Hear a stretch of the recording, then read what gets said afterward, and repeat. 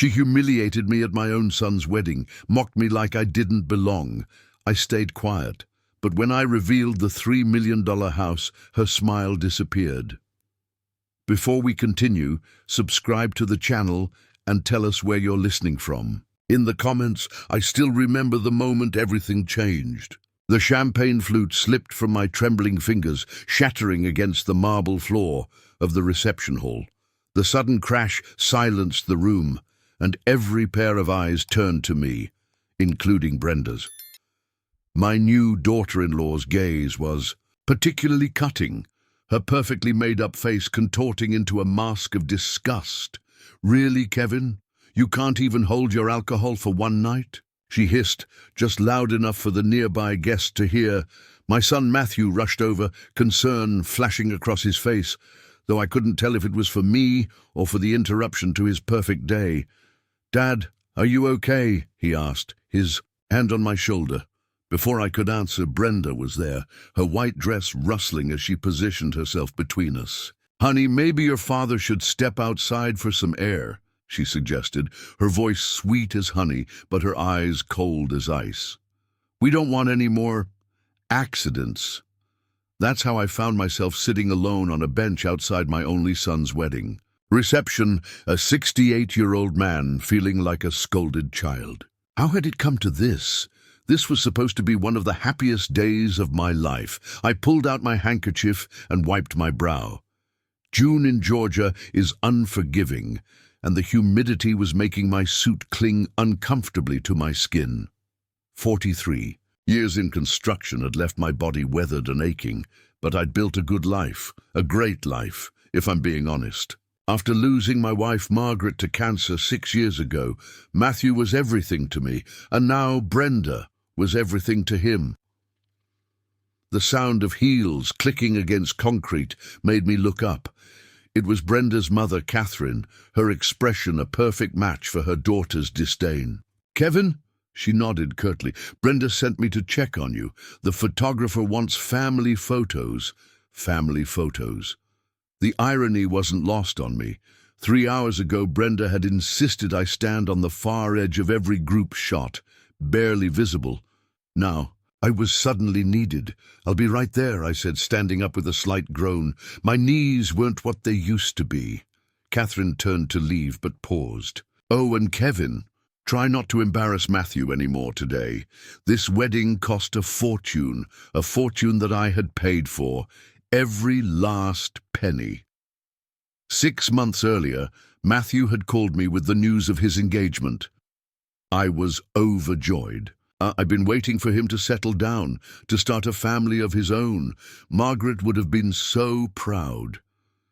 "Dad, we want to have the wedding at the Riverside estate," he told me, excitement in his voice. "It's where Brenda's cousin got married last year. I knew the place, exclusive, elegant, and incredibly expensive. But I wanted Matthew to have everything." "Whatever you want, son. I've been saving for this day since you were born." And I had been. Construction had been good to me over the decades.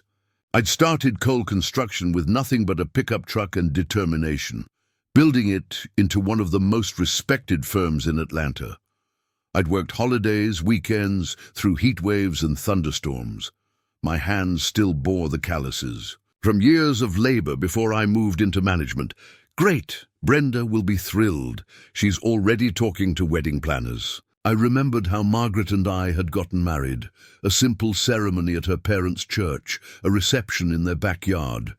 We'd saved every penny for our first house. Times were different now, I supposed. The first sign of trouble came when Brenda scheduled a meeting with me to discuss wedding finances. She arrived at my house with a leather-bound planner and a determined expression. "Kevin, I've put together a preliminary budget." She slid a spreadsheet across my kitchen table. The bottom line made my eyes widen. $175,000.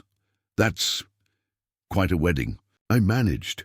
"It's standard for someone of Matthew's background," she replied coolly. "The Coles are well known in Atlanta. We need to maintain appearances." I wanted to tell her that the Coles were well known because I'd spent 40 years building our reputation through honest work and fair deals, not fancy parties. But I bit my tongue. This was for Matthew. All right, I nodded. I can cover it. Her smile didn't reach her eyes. Perfect. I'll handle everything. You just need to sign the checks, and sign I did. For the next 6 months, the expenses piled up. The venue, the flowers, the dress, the band, the imported champagne, the designer, invitations. With each check, I felt a growing uneasiness, but I pushed it aside. This was my gift to my son. What I didn't realize was that with each payment, I was becoming less a father and more a bank account in Brenda's eyes. The week before the wedding, I invited Matthew over for dinner. I wanted some time, with just the two of us before everything changed. I made his favorite, my famous grilled ribeye, with garlic mashed potatoes, just like I used to make on his birthdays. "How's the wedding planning going?" I asked as we sat on my back deck, beers in hand. "It's intense," Matthew admitted. "Brenda has very specific ideas about everything. And you're happy with it all?" He hesitated just long enough for me to notice. "Of course, it's her dream wedding." I took a sip of my beer, choosing my words carefully. "You know, son, your mother and I didn't have anything fancy when we got married, but we had 50 wonderful years together." "I know, Dad." Matthew smiled, a genuine smile that reminded me of the boy who used to follow me around job sites with a plastic hammer. I remember the stories. I reached into my pocket and pulled out a small velvet box. "I want you to have this for your wedding day." Matthew opened it to reveal his mother's wedding band, the one I'd placed on her finger all those years ago. "Dad." His eyes welled up. "Are you sure?" "Your mother would want Brenda to have it," I said, though I wasn't entirely convinced. Margaret had been a good judge of character. Matthew hugged me then, tight and genuine. "Thank you.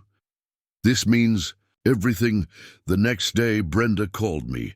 "Kevin, about the ring," she began without greeting. "It's very vintage, but I already have my heart set on a Tiffany band that matches my engagement ring. Matthew understands." My heart sank. "I see. You can keep it as a memento," she added, as if doing me a favor. "Oh, and we need another $15,000 for the honeymoon." Matthew forgot to mention it. I agreed, of course. What else could I do? Now, standing back in the reception hall, watching Matthew and Brenda dance their first dance as husband and wife, I felt a strange mix of pride and loss. My son looked happier than I'd seen him in years, gazing at his bride with pure adoration. When the dance ended, guests applauded, and the MC announced it was time for toasts. Matthew's best friend went first, telling embarrassing college stories. That had everyone laughing. Brenda's father followed with a tearful welcome to Matthew, calling him the son we never had. Then, to my surprise, the MC called my name, and now a few words from the father of the groom, Kevin Cole. I hadn't prepared anything. No one had told me I'd be speaking. I made my way to the microphone, aware of Brenda's narrowed eyes following. My every move. I cleared my throat. "I want to thank everyone for coming today to celebrate Matthew and Brenda." My gaze fell on my son, and suddenly I knew what to say. "Matthew, from the day you were born, you've been my pride and joy. Your mother and I worked hard to give you everything we could. To see you so happy today, it makes all those years worth it." I raised my glass. "To the newlyweds, may your life together be as blessed as mine was with your mother." As I stepped away from the microphone, I caught Brenda whispering something to Matthew. His face fell, and he quickly composed himself when he saw me approaching. "That was lovely, Dad," he said, but there was tension in his voice. Brenda didn't even look at me. "We need to greet the Andersons," she said to Matthew, pulling him away. I stood alone again, watching my son being led through the crowd, stopping, to chat with Atlanta's elite, people I'd built homes for but never socialized with. Later, as the reception was winding down, I approached the head table to say goodnight. Matthew was deep in conversation with Brenda's brother, but Brenda saw me coming and intercepted me. "Kevin, there you are," she said loudly. "Matthew was just saying how quaint your toast was. Very working-class charm." A few nearby guests tittered. "We were just discussing the Cole family business," she continued. "I was explaining how Matthew will be modernizing it once he takes over, bringing it into this century." I felt my face flush. "Cole Construction is doing just fine as it is." "Of course it is," Brenda patted my arm condescendingly. "But Matthew has an MBA. He understands how business works in today's world." The dismissal, in her tone, was unmistakable. 43 years of building a successful company, reduced to an outdated operation by someone who'd never worked a day in construction. "Actually," I said quietly, "there are some things about the family business we should discuss after the honeymoon." "Oh," Brenda raised an eyebrow, "like retirement plans, because Matthew has some excellent ideas for—" "Dad!" Matthew appeared beside us, his expression anxious. "Are you leaving already?" "Just came to say good night," I replied, forcing a smile. "You two enjoy your evening and your honeymoon in Bali." Matthew hugged me, and for a moment he was my little boy again. "Thanks for everything, Dad. I mean it." As I walked to my car, I felt a strange sense of resolve settling over me. Throughout the wedding planning, during the ceremony, and now, at the reception, one thing had become crystal clear. Brenda saw me as nothing more than an ATM, with an expiration date. What she didn't know was that I still had one card left to play. Back at home, I poured myself a scotch and sat at my desk. I opened my safe and pulled out a file labeled Future Plans. Inside was the deed to a property I'd purchased 5 years ago, a stunning 5-bedroom house on Lake Lanier, worth just over $3 million in today's market. It was supposed to be my retirement gift to myself, and eventually an inheritance for Matthew. But now I wasn't so sure. The house was still a secret. I'd bought it through a separate LLC to avoid capital gains complications. Not even Matthew knew about it. I took a sip of scotch and stared at the deed. Margaret would have known what to do. She always did. "What do you think, old girl?" I said to the empty room. "Should I let Brenda push me out of my own life, out of my own company?" My phone buzzed with a text from Matthew. "Thanks again for everything, Dad. Heading to the airport. Now, love you." I smiled sadly. My boy. Always caught in the middle. I put the deed back in the safe and closed it. I had 2 weeks before they returned from Bali. 2 weeks to decide what kind of father and father-in-law I wanted to be. The house felt emptier than usual while Matthew and Brenda were on their honeymoon. I'd been alone for 6 years, since Margaret passed, but somehow knowing my son was halfway around the world with a woman who despised me made the silence heavier. I spent the first few days catching up at work. Cole Construction had 3 major projects in progress, and I'd been distracted with wedding preparations. My foreman, Tony, was glad to have my full attention again. "How was the big day, boss?" he asked as we walked through the frame of what would be a luxury apartment building. "Beautiful," I said automatically. "Everything the kids wanted. Tony had known me for 30 years. He saw right through me." "That bad, huh?" He chuckled. "The daughter-in-law's a piece of work?" I sighed, ducking. "Under a beam. She's different from what I expected for Matthew." "Different how?" "Let's just say she has expensive taste and a low opinion of men who work with their hands." Tony whistled. "Sounds like trouble. What are you going to do about it?" That was the $1 million question, or in this case, the $3 million question. "I'm still figuring that out." A week into their honeymoon, Matthew called. It was midnight in Georgia, which meant it was noon in Bali. "Dad!" "Just checking in. The resort is incredible." I sat up in bed, switching on the lamp. It was good to hear his voice. That's great, son. You enjoying yourselves? It's paradise. Brenda's getting a massage right now. I snuck away to call you. My heart sank a little at that. You had to sneak away to call your old man? There was a pause. Not exactly. Brenda just thinks we should be focusing on us during the honeymoon. No distractions. And I'm a distraction. It wasn't a question. That's not what I meant, Dad. Look, Brenda's just very particular about how we spend our time. She planned this whole trip down to the hour. I wanted to ask my son if he was happy, really happy. But I couldn't bring myself to put him in that position. Well, I don't want to keep you from your schedule. Enjoy the rest of your trip. Thanks, Dad. Oh, before I forget, Brenda wants to discuss some changes to the house when we get back. Changes to the house, I repeated. My house. Well, yeah, we'll be moving in with you, remember? Just until we find our own place. This was news to me. Matthew, I don't recall discussing this. Another pause. Oh, I mentioned it to you at the rehearsal dinner. We're selling my condo. The market's great right now, and Brenda thinks it's too small anyway. I pinched the bridge of my nose. The rehearsal dinner had been chaos, with Brenda's mother making last-minute changes to everything. If Matthew had mentioned moving in, I'd missed it entirely. Sure, son, we can talk about it when you get back. After we hung up, I couldn't get back to sleep. The thought of Brenda in my home, in Margaret's home, making changes, it turned my stomach. Margaret had decorated every room with care. Her touches were everywhere, the blue curtains in the kitchen, the antique side table in the hallway, the handmade quilt on my bed. What would Brenda want to change first? Everything, probably. I got up and made my way to my office.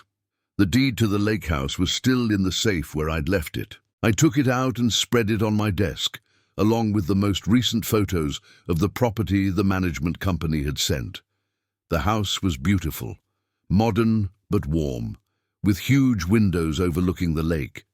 The kitchen Margaret would have loved, with its double ovens and massive island, the deck where I'd imagined Matthew's kids, my grandchildren, running and playing. It was supposed to be a family home, our legacy, but now I wasn't so sure who my family was anymore. The day before Matthew and Brenda were due to return, I got a strange call from my bank. Mr. Cole, this is James Wilson at First National. I'm calling about the line of credit application we received. I frowned. What line of credit application? The one submitted in your name for $500,000 against Cole Construction's assets. It came in yesterday. My blood ran cold. I didn't submit any application. That's what I thought, James said gravely. The signature looked off, and given our long relationship, I wanted to confirm directly with you before proceeding. Thank you, James. I appreciate that. Can you send me a copy of this application? An hour later, I was staring at a document with my forged signature. It was good, not perfect, but good enough to fool someone who didn't know me well. The stated purpose for the funds was business expansion and modernization. Only one person had been talking about modernizing Cole Construction, Brenda. My hands shook as I picked up the phone to call Matthew, then I stopped. They were still in Bali. What good would it do to confront him now, while he was thousands of miles away?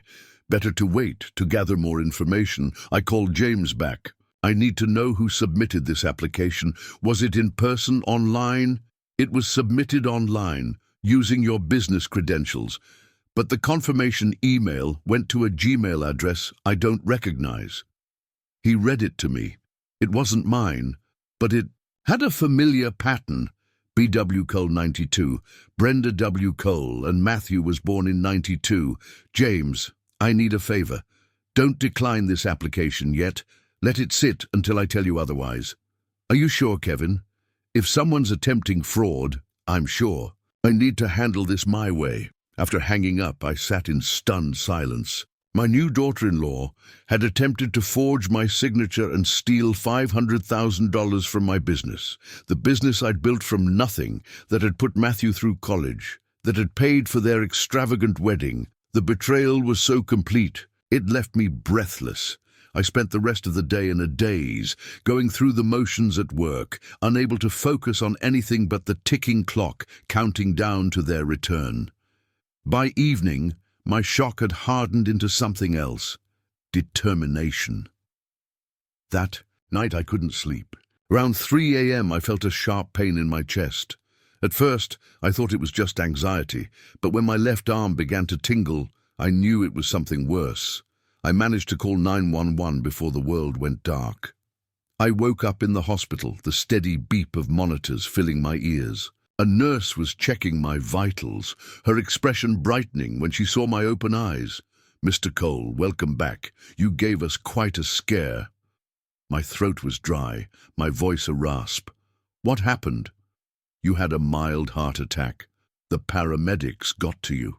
Just in time. A doctor came in shortly after, explaining that one of my arteries had been partially blocked. They'd put in a stent. I was stable now, but would need to stay for observation. "Is there anyone we should call?" the nurse asked.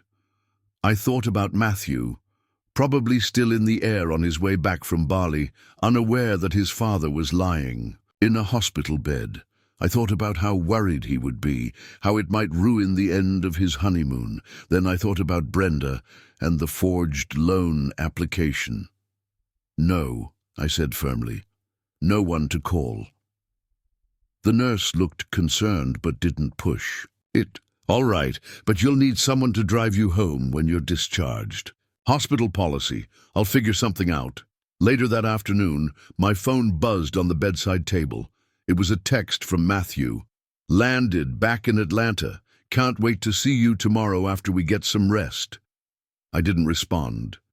I needed time to think, to plan my next move. The heart attack had been a wake-up call in more ways than one. That evening, Tony stopped by. One of the project managers had tried to reach me and got worried when I didn't answer. "Jesus, boss," he said, taking in the hospital room.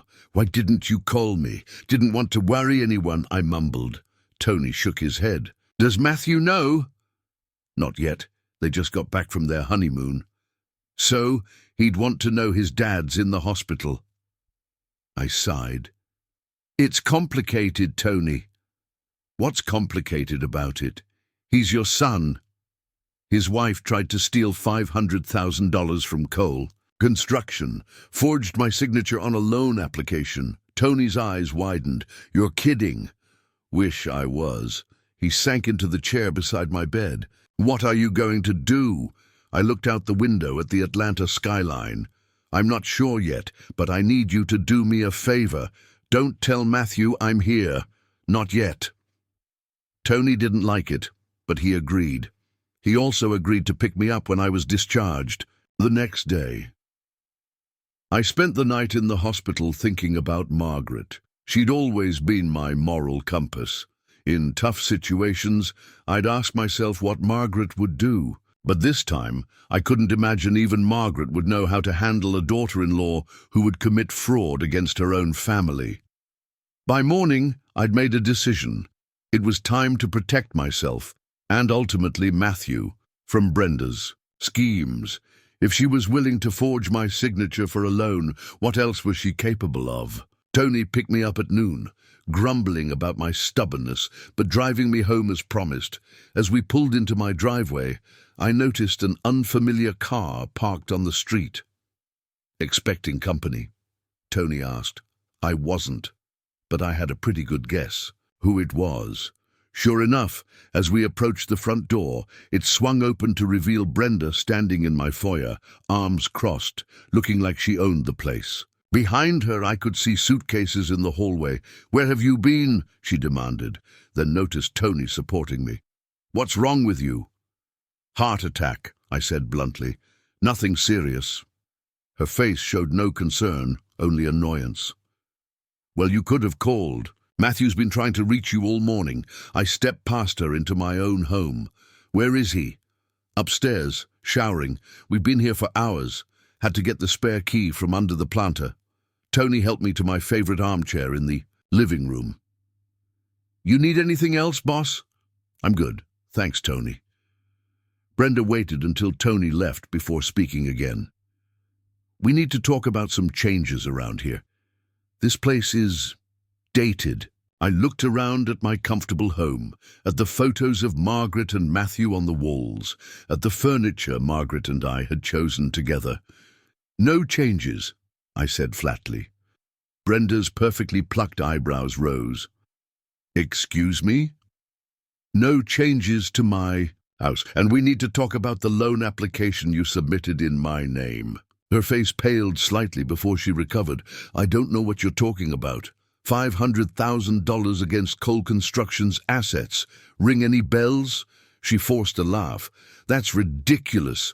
Why would I do that? That's exactly what I'd like to. No. The sound of footsteps on the stairs interrupted us. Matthew appeared, his hair wet from the shower, his face lighting up when he saw me. Dad! There you are. We've been worried. He came over and hugged me, and for a moment everything felt normal again. Then he pulled back and really looked at me. Are you okay? You look terrible. Before I could answer, Brenda cut in. Your father had some kind of heart episode, and now he's making wild accusations. Matthew's face creased with concern. Heart episode? Dad, what happened? Mild heart attack. I'm fine. They put in a stent. What? When? Why didn't you call me? You were on your honeymoon, and then in the air. Nothing you could have done. Matthew ran a hand through his damp hair, distressed. I would have come back early if I'd known. Exactly why I didn't tell you. Brenda uncleared her throat. What about these accusations, Kevin? Why don't you tell Matthew what you're claiming I did? Her confident tone made me hesitate. Did I really want to do this now?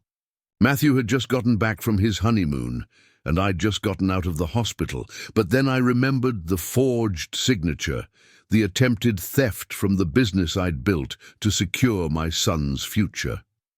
Someone submitted a loan application. In my name, I said, looking directly at Matthew, for $500,000 against Cole Construction. The confirmation email went to an address with Brenda's initials. Matthew's expression was bewildered. What? That's crazy. Is it? I pulled out my phone and showed him the forwarded application with the forged signature. James Wilson at the bank called me personally because he knew it wasn't right. Matthew studied the document, his face growing pale. This isn't... I didn't... Of course we didn't, Brenda interjected smoothly. This is clearly some kind of mistake or misunderstanding. The misunderstanding, I said evenly, is that someone thought they could steal from me and get away with it. Brenda's calm facade cracked. How dare you, after everything we've done for you? Everything you've done for me? I echoed incredulously. What exactly have you done for me, Brenda? We're allowing you to be part of our lives, she snapped. We're going to modernize your outdated business. We're going to give you grandchildren someday, and this is how you thank us. With wild accusations. Matthew looked stricken, his gaze bouncing between his wife and me. Dad, there has to be some explanation. Brenda wouldn't do this, wouldn't she? I asked quietly. Ask her about the changes she wants to make to Cole Construction. Ask her about her plans for my retirement. Brenda's face flushed with anger. You're a bitter old man who can't accept that your son has a life beyond you. Matthew deserves better than this small-time operation you've trapped him in. Small-time? I laughed without humor. Cole Construction grosses 8 figures annually. We employ over 50 people. We've built half the commercial properties in downtown Atlanta. And yet you live in this modest house, driving a 5-year-old truck, she sneered. It's embarrassing. Matthew's face had gone from confused to horrified. Brenda, stop. But she was on a roll now, all pretense abandoned. Your father has been holding you back, Matthew. He could have expanded years ago, gone regional or even national. Instead, he's content to run this little local business while sitting on millions. Do you know how much his company is worth? Do you? That's enough, Matthew said firmly. No, let her finish, I said, a strange calm settling over me. I want to hear what she thinks she knows about my finances. Brenda straightened, confident again. I had a business valuation done. Coal construction is worth at least 12 million, but your father keeps it small, keeps you dependent on him. We could be living a completely different lifestyle. Matthew looked at me, confusion in his eyes. Dad? I nodded slowly. Coal construction is worth about that, yes. It's what I built over 43 years of hard work. What I intended to leave to you someday. Someday, Brenda scoffed. Always. Someday. Meanwhile, we're living like middle-class nobodies when we could be... We are middle-class, Matthew interrupted. That's who we are, who I am. Not anymore, Brenda said fiercely. Not since you married me. The Whitmores don't do middle-class. We have standards, expectations. I watched my son's face as realization dawned, the same realization I'd come to during the wedding. Brenda hadn't married Matthew because she loved him. She'd married him because she thought he was her ticket to wealth. The loan, Matthew said slowly. What was it for, Brenda? She hesitated, then lifted her chin defiantly. For us. For our future. To buy a proper house in Buckhead, to expand the business, to live the life we deserve. By stealing from my father, by forging his signature. It's not stealing if it's family, she insisted. Besides, he owes us after the way he embarrassed me at our wedding. I couldn't believe what I was hearing. I embarrassed you by paying for your entire wedding? By acting like some backwoods contractor instead of a successful business owner? My friends were asking questions, wondering why Matthew's father was so ordinary. The room fell silent. Matthew stared at his wife as if seeing her for the first time. I think, I said quietly, that you two should find somewhere else to stay tonight. Brenda laughed. You're kicking us out? After we just got back? From our honeymoon? After you had a heart attack? You need us here. What I need, I said, standing despite the pain in my chest, is to not be under the same roof as someone who tried to steal from me. Matthew looked torn, his loyalty to his new wife warring with his concern for me and his shock at her revelations. Dad, you just got out of the hospital. You shouldn't be alone.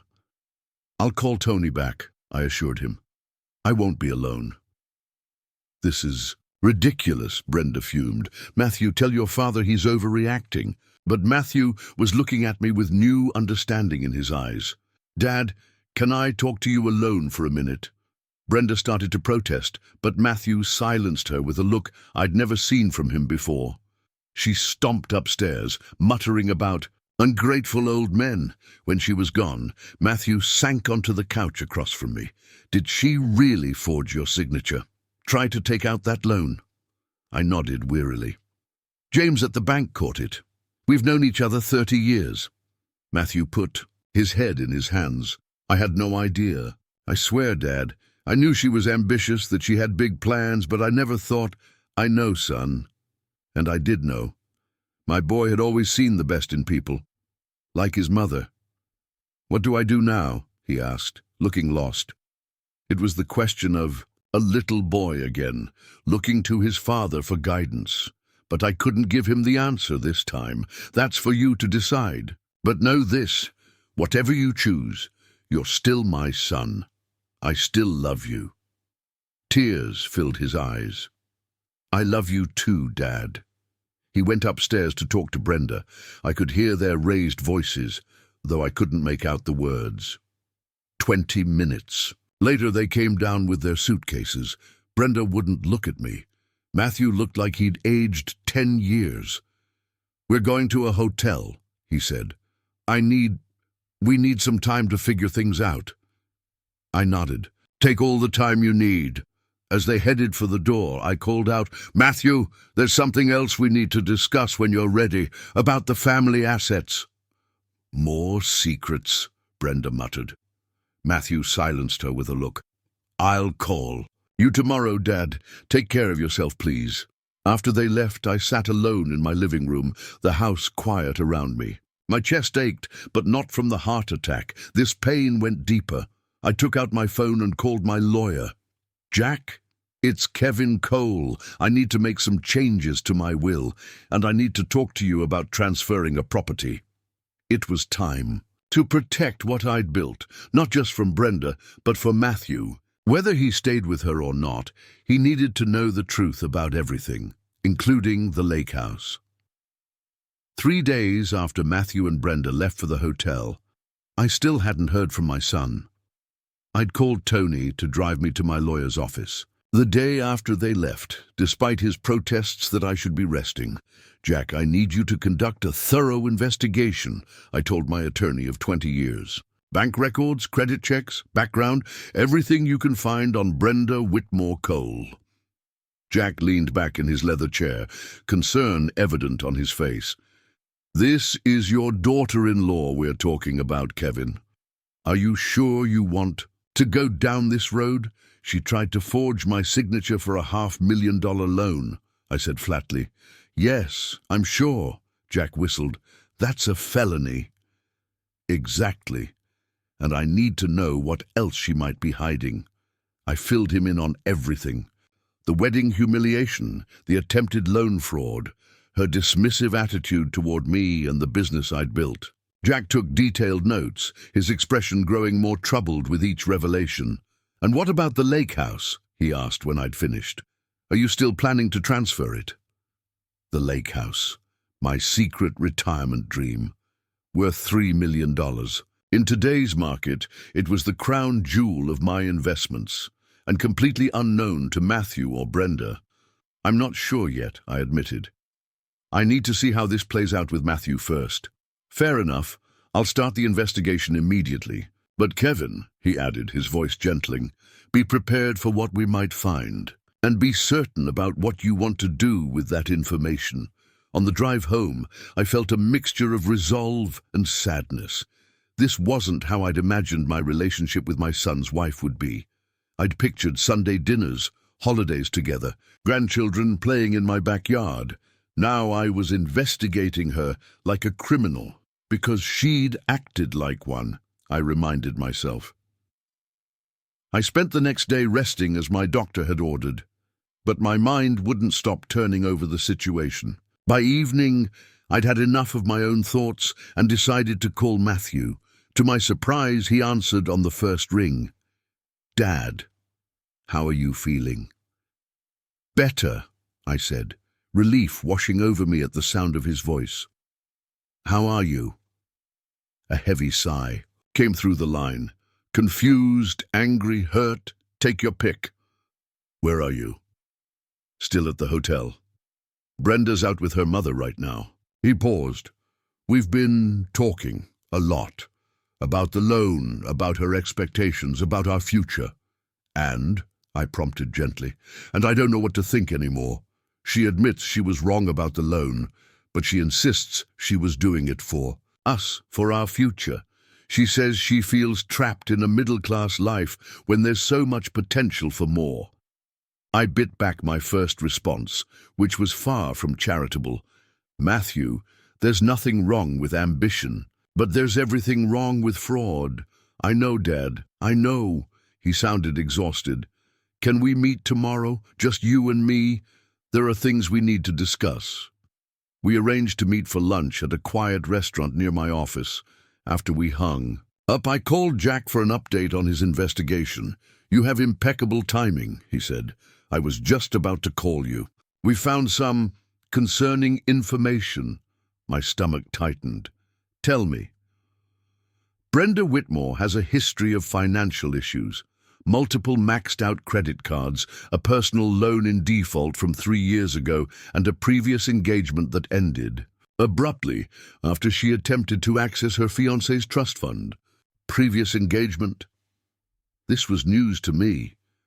Matthew never mentioned that. He may not know. It was hushed up pretty thoroughly. The ex-fiancé's family paid a settlement to keep it quiet. I closed my eyes, pieces falling into place. What else? The Whitmores aren't as well off as they appear. Her father's investment firm has been struggling for years. They maintain the appearance of wealth, but they're leveraged to the hilt. So that explained Brenda's obsession with appearances, with upgrading our family's lifestyle. She came from a family that prioritized looking wealthy over actually being financially secure. One more thing, Kevin. She's been making inquiries about Cole Construction's assets and your personal finances since before the wedding. She hired a private investigator. My blood ran cold. She's been investigating me? Looking for assets. Mostly, the PI contacted several banks, your accountant, even some of your business partners, asking questions about your net worth, investment properties, retirement accounts. But she missed the lake house, I said, thinking aloud, because it's held in an LLC with no obvious connection to you, Jack confirmed. One of the smartest moves you ever made, financially speaking. After we hung up, I sat in my living room, watching the sunset, a tumbler of scotch untouched beside me. The betrayal ran deeper than I'd imagined. Brenda hadn't just married my son for his perceived wealth. She'd actively investigated me, looking for assets to exploit, and she'd nearly succeeded. The next day, I arrived at the restaurant early. I'd brought a file containing everything Jack had discovered, plus documentation of the forged loan application. I wasn't sure if I would show it to Matthew, but I wanted to be prepared. He arrived looking haggard, with dark circles under his eyes and his usually neat hair uncombed. The sight of my son so worn down broke my heart. "Dad," he said, hugging me tightly before sitting down. "You look better. Can't say the same for you, son." He attempted a smile that didn't reach his eyes. "Yeah, well, been a rough few days." We ordered coffee, neither of us particularly hungry despite the lunchtime hour. "How's Brenda?" I asked, trying to keep my tone neutral. Matthew sighed. Defensive, justifying everything. One minute she's apologizing, the next she's blaming you for not being more generous, for holding me back. He looked up at me. "Is that true, Dad? Have you been holding me back?" The question stung, but I answered honestly. "I've tried to teach you everything I know about the business. If I've held anything back, it was only because I wanted you to develop your own skills, your own confidence, before taking on more responsibility." She says, "You've kept the company intentionally small when it could have expanded years ago." I took a sip of my coffee. Cole Construction is exactly the size I want it to be. Big enough to be profitable, small enough to maintain quality and take care of our people. I leaned forward. "Matthew, do you know why I never expanded beyond Atlanta?" He shook his head, "Because expansion would have meant travel. Weeks away from home, from you and your mother. I made a choice, family over empire building." Understanding dawned in his eyes. "I never thought about it that way. Your mother and I talked about it many times. We could have grown bigger, made more money. But at what cost? Missing your baseball games, your graduations, the moments that actually matter." I shook my head. No amount of money was worth that to us. Matthew was quiet for a long moment. "Brenda doesn't see it that way. For her, success is measured in dollars, in status." "And what about you? How do you measure success?" He looked surprised, as if no one had asked him that question before. I don't know anymore. I thought I did." I reached across the table and put my hand over his. "That's something only you can answer, son." We sat in silence for a minute, the weight of unspoken words between us. Finally, Matthew squared his shoulders. "There's something I need to tell." "You, Dad?" "Something Brenda said last night." He took a deep breath. "She wants me to sue for control of Cole Construction. She says that as your only heir, I could make a case that you're no longer competent to run it, especially after the heart attack." The betrayal shouldn't have shocked me after everything else, but it did. Sue me for the company I built? I would never do that, Matthew said quickly. Never. But the fact that she suggested it... He trailed off, his expression pained. The fact that she suggested it tells you everything you need to know about her, I finished for him. Matthew nodded slowly. I think our marriage is over, Dad. 3 days in, and I already know it's a mistake. My heart ached for him, for his pain and disillusionment. I'm sorry, son. Don't be. Better to find out now than years down the road. He attempted a weak smile. At least we didn't have kids. What will you do? I've contacted a lawyer about an annulment. Fraud is grounds in Georgia. He looked at me steadily. But I need to know everything, Dad. No more secrets between us. You mentioned family assets the other day. What else don't I know? It was time. I pulled out my phone and brought up photos of the lake house. There's something I've been keeping from you, I said, sliding the phone across the table. Something I bought 5 years ago. Matthew scrolled through the photos, his eyes widening. What is this place? A house on Lake Lanier. 5 bedrooms, private dock, 3 acres of land. It's beautiful, he breathed, but I don't understand. Is this an investment property? It was supposed to be my retirement home, and eventually a place for our family to gather, for your children to spend summers. But you've never mentioned it. I was waiting for the right time. After your mother died, I couldn't imagine living there without her. Then you met Brenda, and something held me back from telling you. Instinct, Matthew murmured. You sensed something wasn't right. Maybe. So, I took a deep breath. The house is worth about $3 million now. I own it outright through an LLC. Matthew whistled. That's significant. It's yours, I said simply. I've already started the paperwork to transfer it to you. He looked stunned. Dad, no, I can't accept that. You can, and you will. I reached for the file I'd brought and placed it on the table. There's something else you should see. Matthew opened the file and began reading, his expression darkening with each page. When he finished, he looked up, his eyes hard with anger. She investigated you. Before the wedding, I nodded. Looking for assets, for money. Jack found evidence that she's been planning this for months. The loan attempt was just the first step. Matthew pushed the file away, disgust written across his face. I can't believe I didn't see it. All the signs were there. Love blinds us sometimes, I said gently. It's not your fault. What do we do now? I liked that we. It felt like my son had returned to me. Now we protect what's ours. The business, the house, our family. Matthew nodded, determination replacing the despair in his eyes. I need to end this marriage immediately before she can do any more damage. I'll support whatever you decide, I promised, both personally and financially.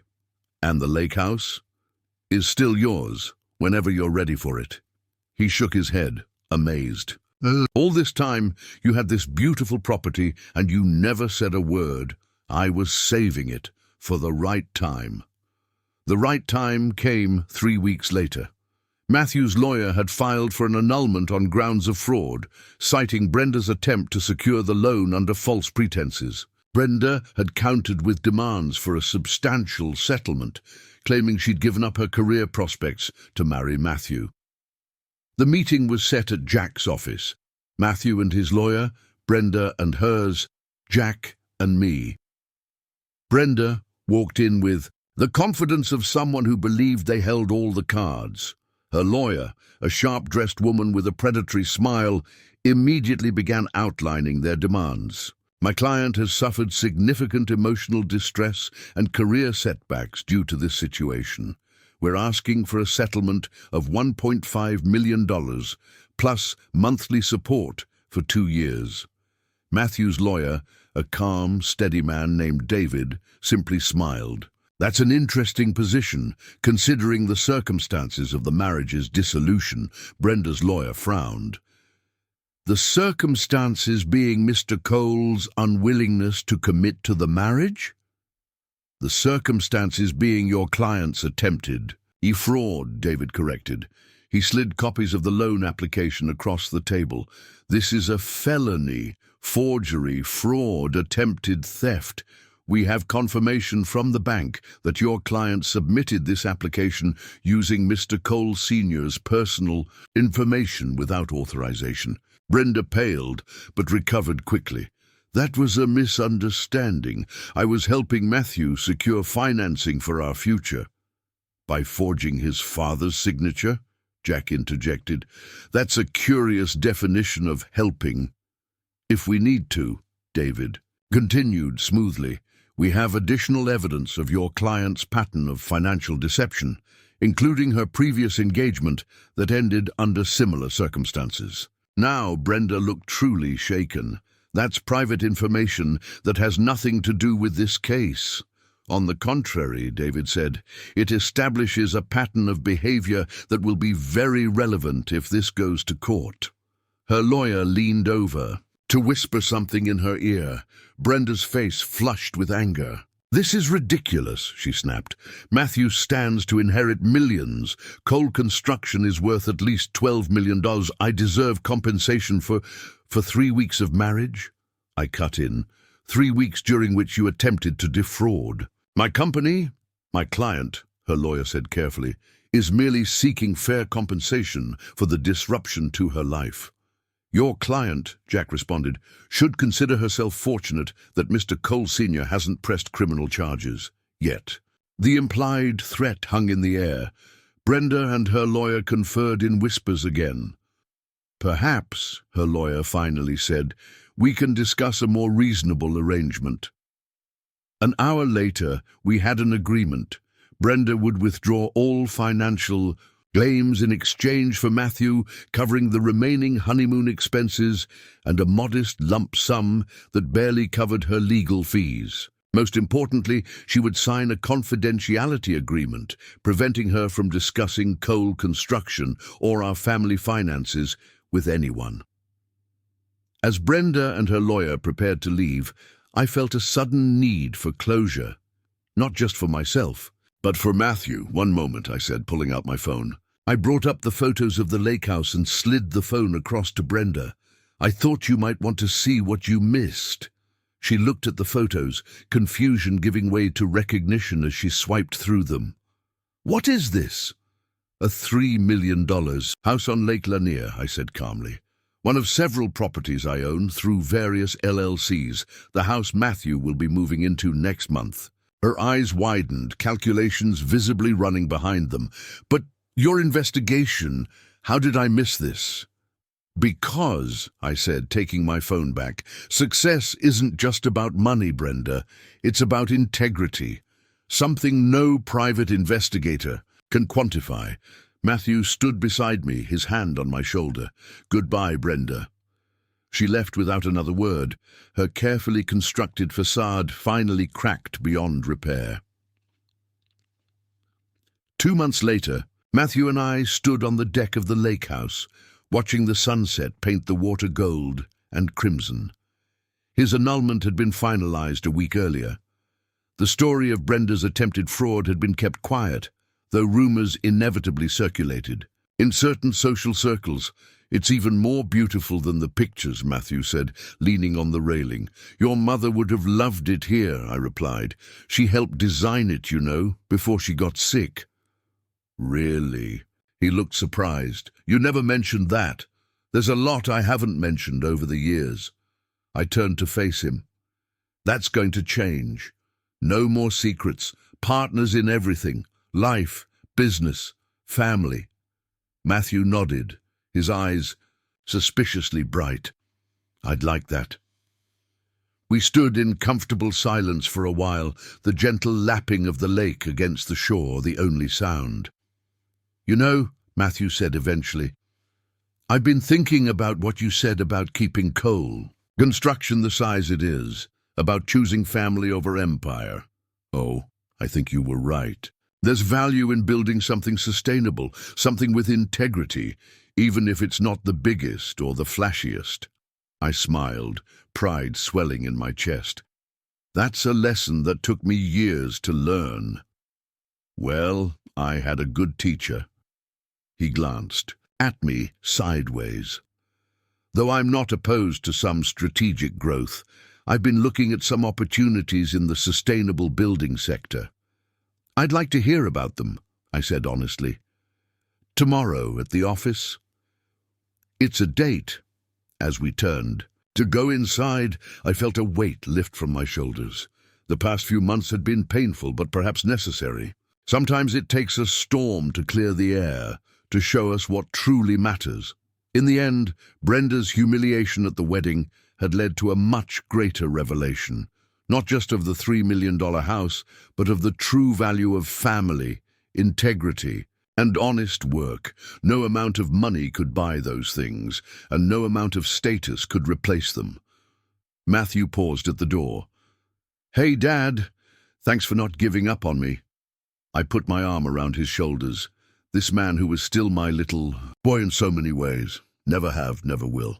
That night, as I settled into my new bedroom overlooking the lake, I thought about Margaret, about the life we'd built, and about the future stretching before Matthew and me. There would be challenges ahead, of course, but we would face them together with the foundation of trust we'd rebuilt. Sometimes the most valuable inheritance isn't money or property or even a business. It's the wisdom to know what truly matters and the courage to protect it at all costs.